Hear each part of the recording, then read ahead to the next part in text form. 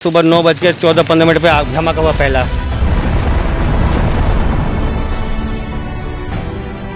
किसी ना किसी अपने का हाथ होगा, पाँव होगा, सिर होगा, कुछ ना कुछ जरूर होगा। 16 आदमी थे जिसमें 5-7 में सामने भाग गए थे। अच्छा। 3-4 जले निकले थे। अच्छा। और बाकी तो 7 तो शायद मरी गए। लोग यहाँ पर मर चुके हैं और यहाँ पर कोई प्रशासन नहीं है। कि इतनी बड़ी घटना होने के बावजूद प्रशासन क्या अभी भी आंखें मूंद कर सोया हुआ है?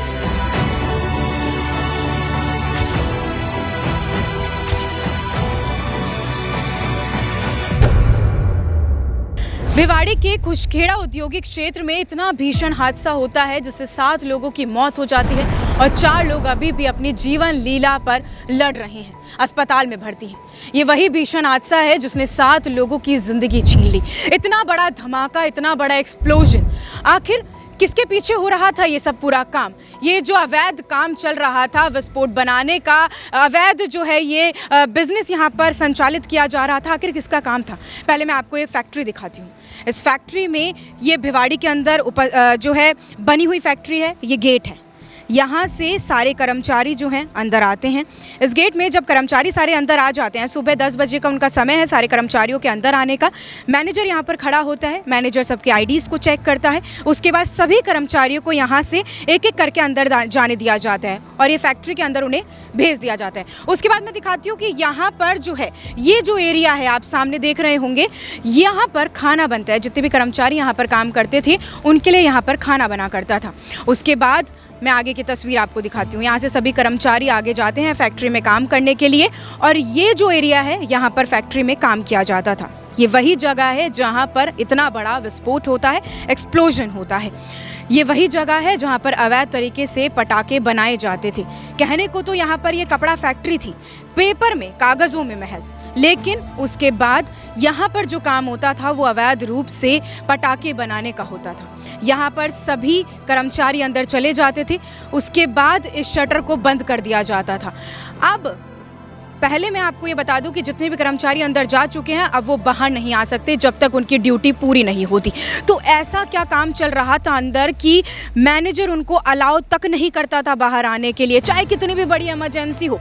यहाँ पर जो लोग हैं वो भी ऑफ कैमरा बता रहे हैं इन बातों को कि यहाँ से लोगों को बाहर नहीं जाने दिया जाता था। अंदर क्या काम चल रहा था उसकी सूचना तक जो कर्मचारी थे वो बाहर किसी से डिस्कस नहीं कर सकते। तो इतना बड़ा क्या गिरोह चल रहा था, इतना बड़ा क्या काम चल रहा था जो सूचना जो है लोगों तक भी नहीं पहुंच पा रही थी। इसके बाद आगे की ओर बढ़ेंगे तो ये वही जो है जगह है जहां पर वो पूरा विस्फोट होता है। इतना भीषण धमाका, 3 धमाके एक साथ होते हैं एक सेकंड में और चौथा जो धमाका होता है वो 1 मिनट बाद होता है। और जो वीडियोस आपने धमाके के देखे थे वो सामने लगे कैमरे के ही थे। वो सामने तस्वीरों के माध्यम से हम आपको दिखा रहे हैं। ये वही कैमरा है जहां से आपको सारे के सारे जो वीडियोस थे वो दिख रहे थे सीसीटीवी के माध्यम से। ब्लास्ट इतना तेज़ होता है कि 7 लोगों की मौके पर ही मृत्यु हो जाती है। मृत्यु भी क्या, मैं ये कहूँगी कि इतनी दर्दनाक मौत के अवशेष तक नहीं मिलते हैं और कुछ तो ऐसे अवशेष होंगे, गली हुई हड्डियाँ होंगी जो आज भी यहाँ पर पड़ी हुई होंगी। लोगों का दर्द, कराना, चिल्लाना, दर्द की आवाज़ें वो आज भी लोगों की कहीं ना कहीं जहन में होंगी, सुनाई देती होंगी। विस्फोटक इतना ज़्यादा भयावक था कि जो ये शटर इतनी तेज़ टूटती है, आग का उबार इतनी तेज़ होता है, जो गुब्बार होता है आग का वो इतना भीषण था, इतना तेज़ था कि यहाँ पर पड़ी शटर जो है आप देखिए, वहाँ पर वो शटर पड़ी हुई है। वो शटर मैं आपको दिखाती हूँ। वो शटर देखिए, भीषण, इतना ज़्यादा भीषण और इतना विस्फोटक ये हादसा था कि शटर उड़ते हुए आती है, गुब्बार जो है आग का वो इतना तेज़ होता है, लपटें इतनी तेज़ होती हैं यहाँ पर कि लोग डर जाते हैं, सहम जाते हैं। जब यहाँ पर पड़ोसियों से भी मेरी बातचीत हुई ऑफ कैमरा तो लोगों का कहना है कि इतनी भीषण और इतनी डरावनी हालत थी कि मैं खुद सहम गए, हम लोग खुद डर गए। आप तस्वीरों में देखिए ये कितनी भयावक जगह रही होगी, कितना भयावक जो है समय रहा होगा जब ये विस्फोट हो रहा होगा। अब आप सोच रहे होंगे कि बार बार मैं ये लाल चीज़ों को क्यों दिखा रही हूँ। अब आपके जहन में बार बार एक प्रश्न आ रहा होगा कि ये लाल चीज़ें आखिर हैं क्या? तो ये लाल चीज़ें वही हैं जो पटाखे बनाए जा रहे थे। इन पटाखों को ही बनाने ये कर्मचारी आया करते थे। यहाँ पर बहुत सारे कैप्सूल्स हैं विस्फोटक, यहाँ पर जो है पटाखे बनाए जाते हैं, जिनकी वजह से जो है चीज़ों से पटाखे बनाए जाते हैं, वो सारी चीज़ें यहाँ पर थी। एक्सप्लोजिव आइटम्स जो होता है, बारूद जो होती है, वो यहाँ पर थी।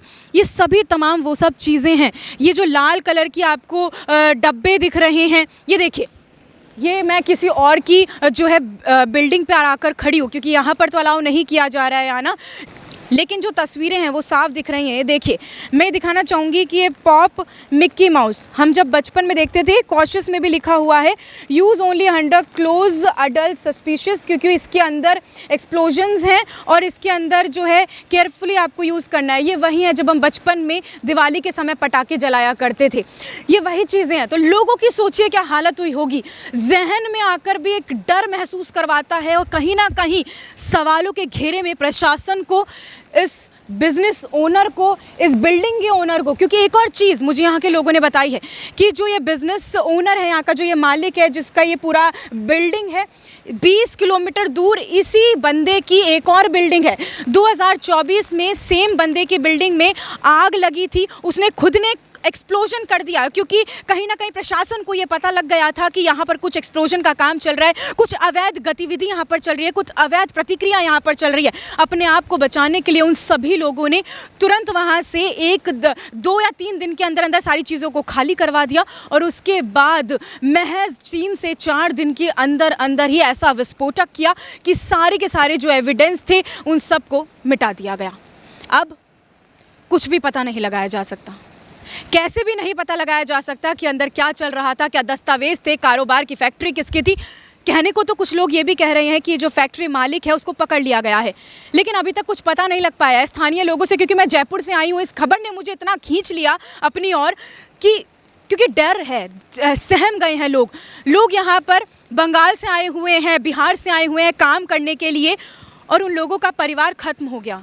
मज़दूर लोग हैं जिन लोगों की दिन की दिहाड़ी शायद मुझे लगता है 100, 200, 300 रुपये भी नहीं होगी महज, और उनकी ज़िंदगी ख़त्म हो गई।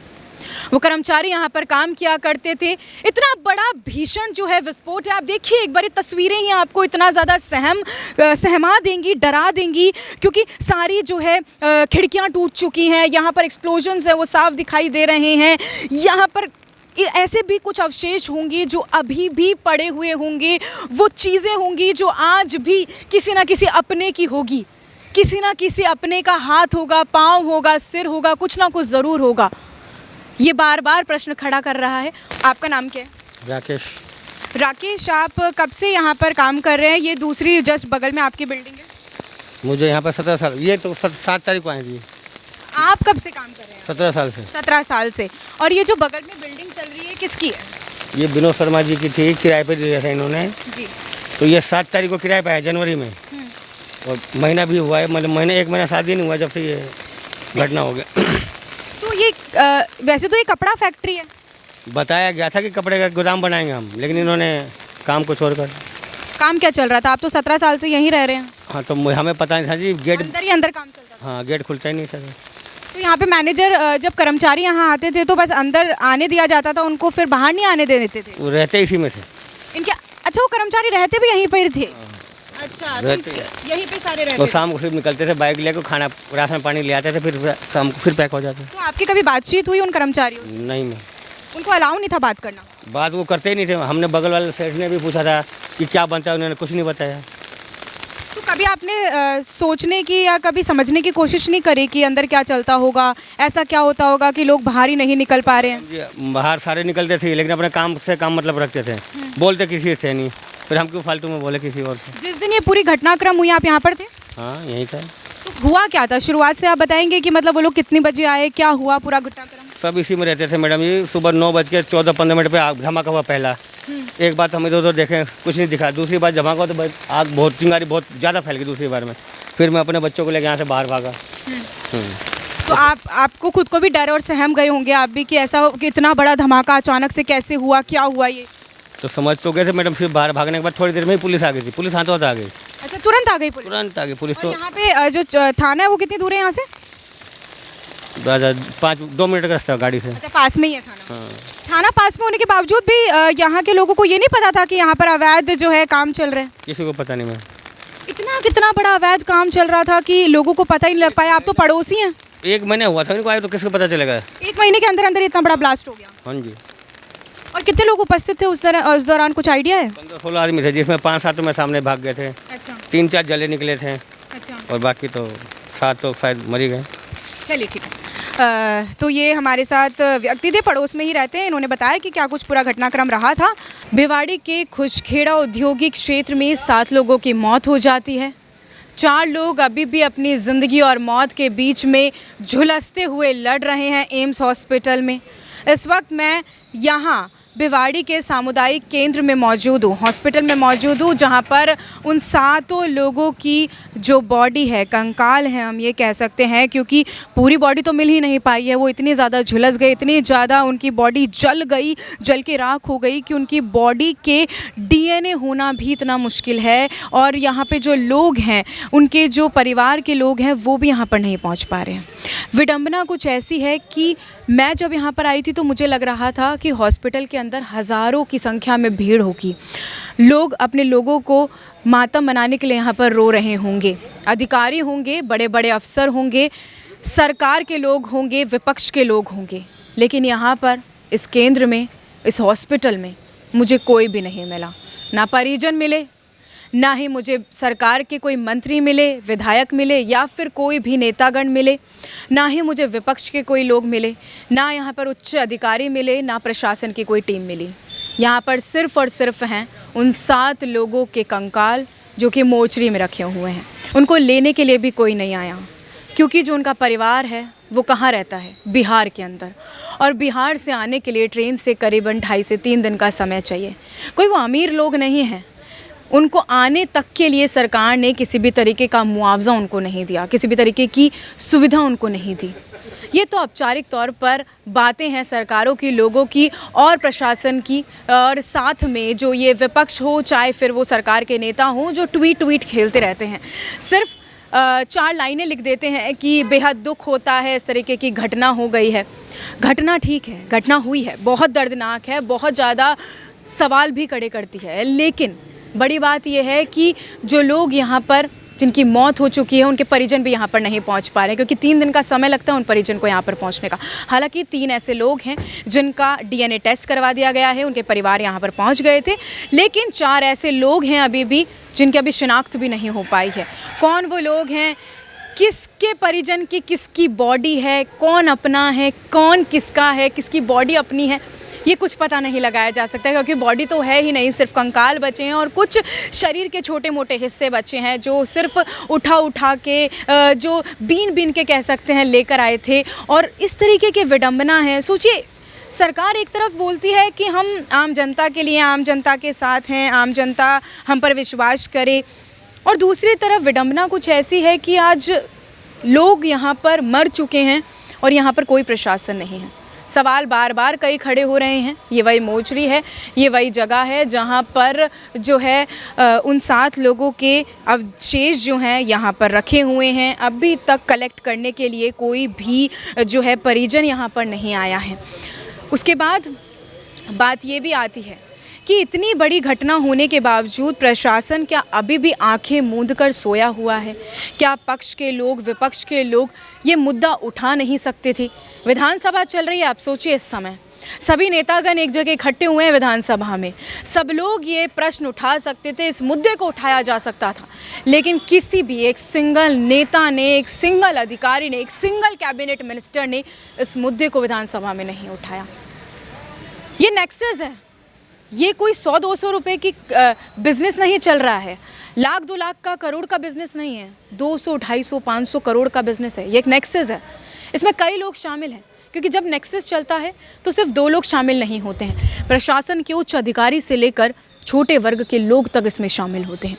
आपको बता दें कि जो फैक्ट्री चल रही थी, जहाँ पर ये पूरा धमाका हुआ, वहाँ पर कुछ ऐसे बच्चे भी, कुछ नाबालिग बच्चे भी काम कर रहे थे, प्रशासन को इसकी कानो कान खबर कैसे नहीं हो सकती जब फैक्ट्री के जस्ट 2 मिनट दूरी पर ही वहाँ पर जो पुलिस प्रशासन का थाना है, वहाँ पर सब लोग, वहाँ पर अधिकारी रहते हैं, वहाँ पर सारे कांस्टेबल रहते हैं, लेकिन फिर भी किसी को नहीं पता हो सकता। ये बिल्कुल भी हज़म मुझे तो नहीं होती है बात, और मुझे लगता है आपको भी नहीं होगी। इसके बाद मुख्य संरचना भी इसमें है, कई नाम जो हैं इसमें शामिल बताए जा रहे हैं। जब मैं यहाँ पर आई थी तो मुझे कई लोगों ने ये सूचना दी कि यहाँ पर हेमंत सचदेवा नाम का एक व्यक्ति है जो कि मुख्य सरगना है, SHO DST इंचार्ज है, DST हेड कांस्टेबल है, जिसमें मुकेश वर्मा, योगेश शर्मा, ये तमाम ऐसे नाम हैं। IG भी यहाँ पर नहीं आए हैं। बड़ी बात यह है कि जब इतने बड़े बड़े उच्च अधिकारियों के नाम शामिल बताए जा रहे हैं तो फिर आखिर ये लोग यहाँ पर क्यों नहीं उपस्थित हैं? क्या इन लोगों के कानों कान खबर नहीं पहुँच पाई, या खबर पहुँच रही थी तो सिर्फ नज़रअंदाज किया जा रहा था? क्योंकि अब तो 7 लोगों की ज़िंदगी समाप्त हो चुकी है, ज़िंदगी खत्म हो चुकी है।